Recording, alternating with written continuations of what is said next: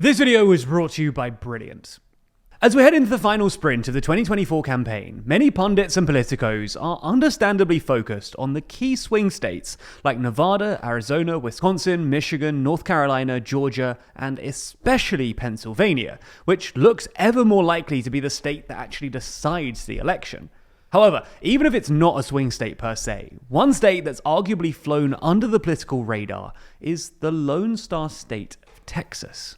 For most of recent history, Texas has been considered a flagship state for American conservatism. It voted heavily for Ronald Reagan and both Bushes, who hailed from the state. And even when Democrats, Bill Clinton and Barack Obama, were elected in their landslide victories, Texas still went comfortably red. Slowly but surely, however, Texas is turning purple.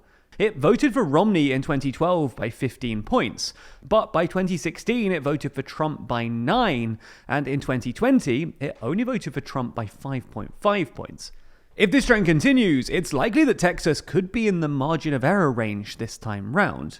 However, the thought of Texas turning purple or even blue, and the drastic impact this would have on electoral college calculations, has clearly terrified some Republicans, who have made Houston the site of the 2028 Republican National Convention 4 years in advance.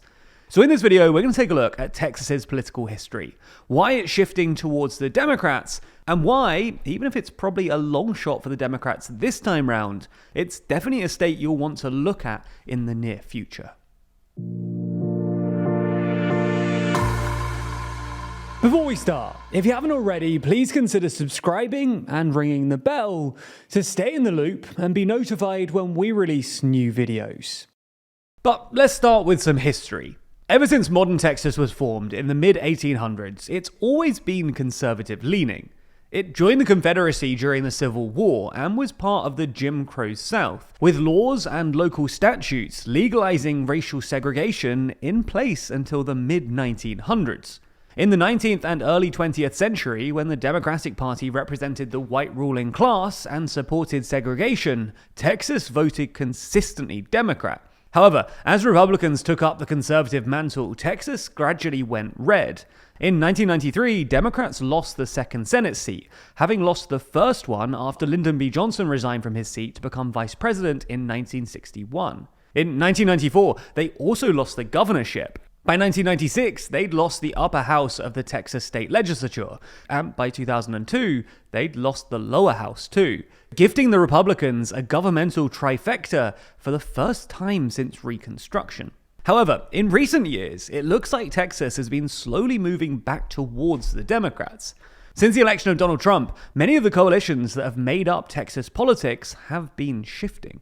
In the suburbs, white-collar, upper-middle-class professionals who reliably voted Republican for decades are now shifting towards the Democrats, while Democrats continue to do well in the city centers.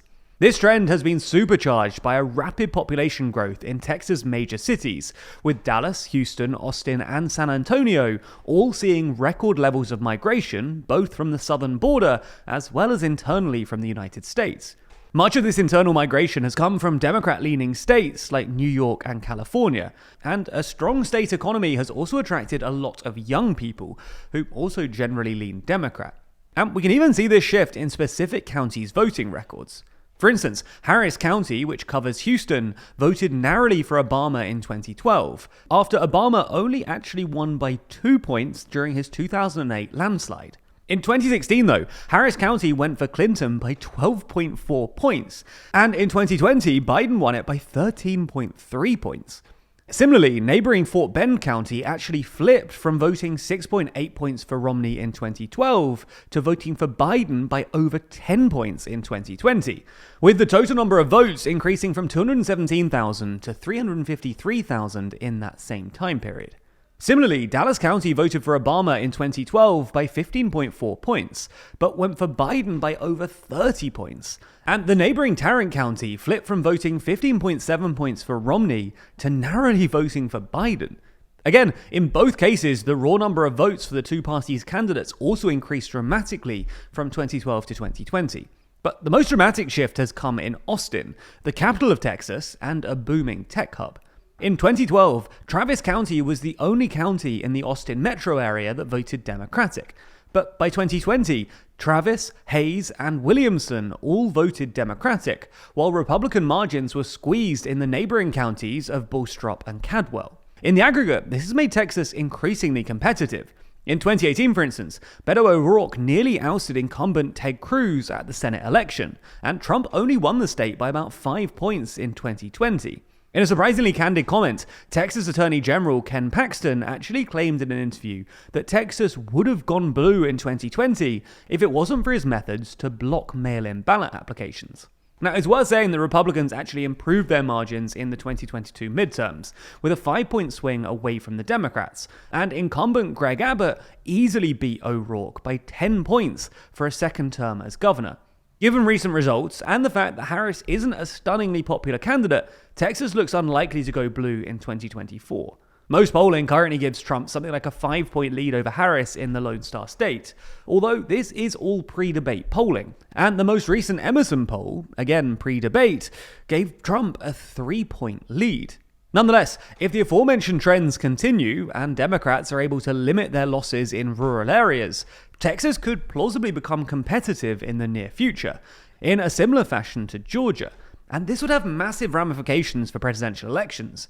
That's because Texas has 40 electoral college votes, and if it went blue or even became competitive, this would essentially wipe out the Republicans' electoral college advantage. For context, because of the way Democrats' votes are concentrated, they currently have to win the popular vote by about 3 points in order to win the electoral college. Now, this is in part because a significant number of Democrat votes are essentially wasted in Texas. But if Texas became purple, that would quickly change. All in all, even if Texas looks unlikely to go blue, if demographic trends continue, it will become a real possibility in the real future. So this time round, it's worth paying attention not only to Trump's margin of victory, assuming he does win in Texas, but also the accompanying Senate election between Colin Allred and incumbent Ted Cruz.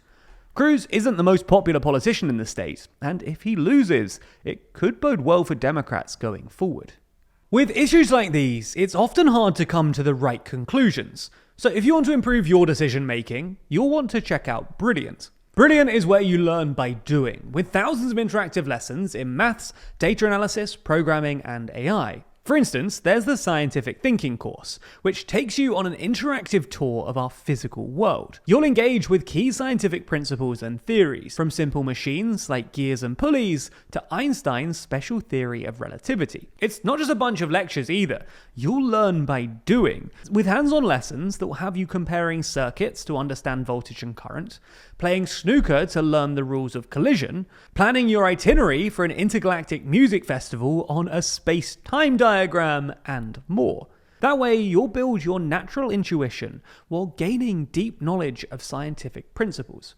Find out more and try everything Brilliant has to offer for a full 30 days by visiting brilliant.org/TLDR or by clicking the link in the description. That way, you'll also get 20% off an annual premium subscription. Thanks for your support, and thanks to Brilliant for sponsoring this video.